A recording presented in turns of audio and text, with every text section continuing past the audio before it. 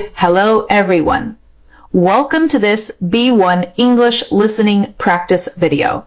You can use this video to practice your listening and comprehension as I speak. Today I'm going to talk about tipping.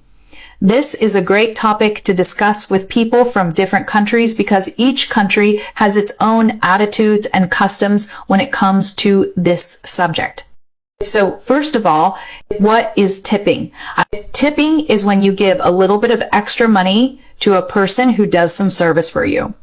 This money isn't included in the official cost of the service. It's money that you give on top of that. So who do we give tips to, and how do we calculate the correct sum of money to give? Well, that depends 100% on where you live. I'm gonna focus mainly on tipping in America. That's the country that I'm from. Tipping in America is often a stressful process for foreigners who are visiting the country. The reason for this is that the US has a tipping culture that's unparalleled anywhere else. No other country treats the subject the way that America does.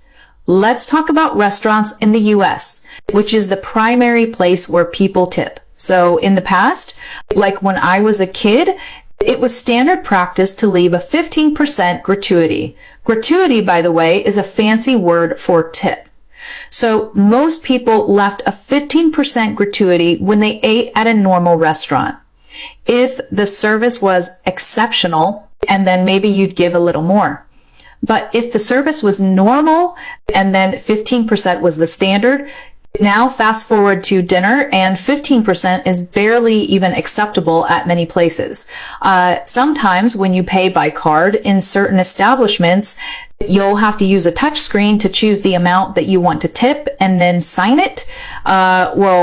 Sometimes this screen doesn't even give you the initial option to tip 15%. It will say 18%. 20% and 22% or something like that. So if you want to choose a different amount, and then you'll have to select that option and type in the amount. They pressure you into tipping at least 18%. I think this is crazy. I think 15% is perfectly fair, and we shouldn't feel bullied into giving more. But it seems like most of the country is happy to fork over 18% no matter how the service was. And so 18% has become the new norm. In other countries, most people do not tip 18%. In Mexico, for instance, tipping 10% is normal. And in some countries, tipping at restaurants isn't even a big thing. But in the US, if you choose not to leave a tip, the waiter will come up to you and ask you what the matter is. It's simply unacceptable not to leave a tip, even if the service was below average. It might not be a law, but it sure feels like one.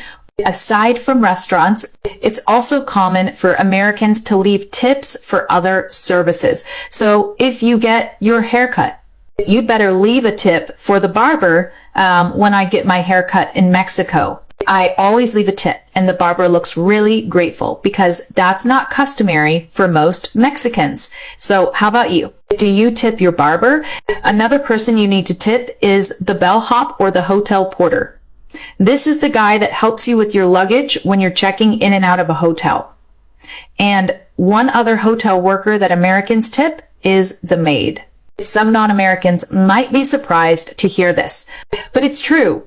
Americans usually leave a tip for the housekeeper at the end of their stay at a hotel. We put the money on the corner of the table in our hotel room before we check out. So as you can see, Americans tip like crazy. Some people really like this type of culture and think it's great that these workers receive big tips. Other people think that there are some inconsistencies when it comes to tipping in the US. Like, for example, if we tip waiters at restaurants, why shouldn't we tip the cashier at McDonald's? Regardless of how you feel about tipping, one thing's for sure, if you travel to the US,